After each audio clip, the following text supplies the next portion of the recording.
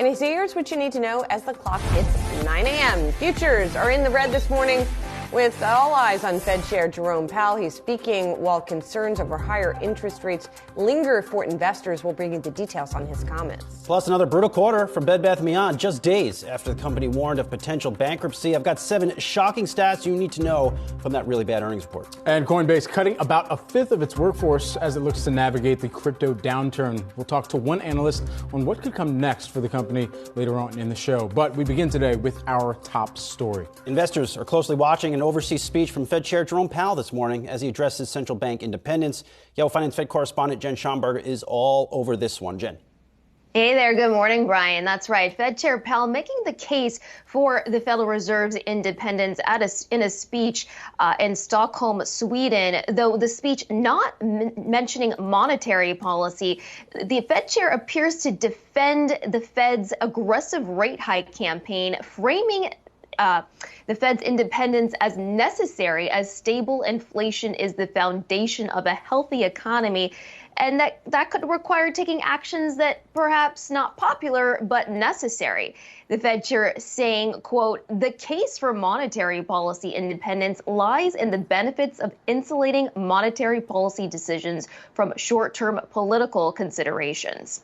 Price stability is the bedrock of a healthy economy and provides the public with immeasurable benefits over time. But restoring price stability when inflation is high can require measures that are not popular in the short term as we raise interest rates to slow the economy." Of course, Powell's comments coming as the Fed has raised rates by 4.25 percentage points over the past year in the most aggressive manner since the 1980s. The Fed chair has repeatedly warned that bringing down inflation would be painful, arguing that the central bank is going to remain steadfast in raising rates and holding them at elevated levels to combat inflation, even as markets pricing in rate cuts later this year.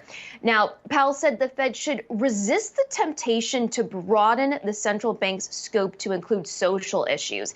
He underscored that the central bank should, quote, "stick to our knitting and not wander off to pursue perceived social benefits that are not tightly linked to our statutory goals and authorities."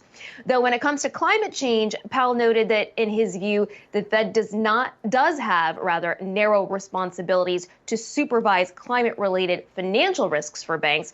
He said, quote, "Without explicit congressional legislation, it would be inappropriate for us to use our monetary policy or supervisory tools to promote a greener economy. We are not and will not be a climate policymaker." Now, Powell is expected to answer some questions after making this speech, where we will closely monitor whether he will make any mention of monetary policy or his outlook for inflation ahead of the Fed's next policy meeting on February 1st. I will be monitoring that and will bring you those headlines as needed. Back to you. All right. Yahoo Finance's own Jen Schonberger. Jen, thanks so much for teeing up the discussion here. You know, just as we continue to evaluate where the equities markets are going to continue to move, at least here in the pre-market, on any of the commentary that continues to come out of Fed Chair Jerome Powell, even though the speech itself is already out there and available and people are listening as well. I think at the end of the day, it's the FOMC that has continued to be kind of the cold water crew on the equity markets, unfortunately, while they're trying to get to that dual mandate. And nobody envies that job. But at the same time, the restoration of price stability and really dampening inflation that has run rampant to this point, that continues to impact household spending propensity, even all the way to businesses and how they're having to restructure some of their costs as well.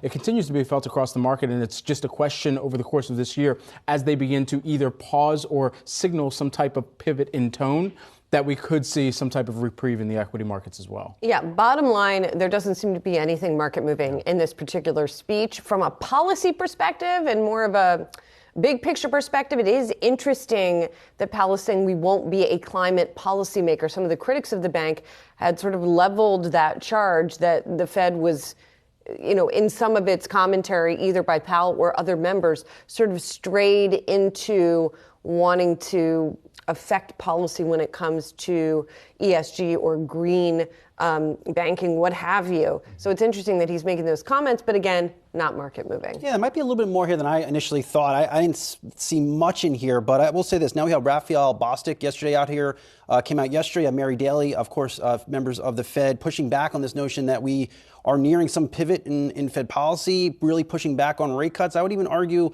that what Jerome Powell said today is also pushing back on those things, and that's why you're seeing futures down. All right, we're going to continue to keep a close eye on futures here this morning as Powell continues to speak in Sweden.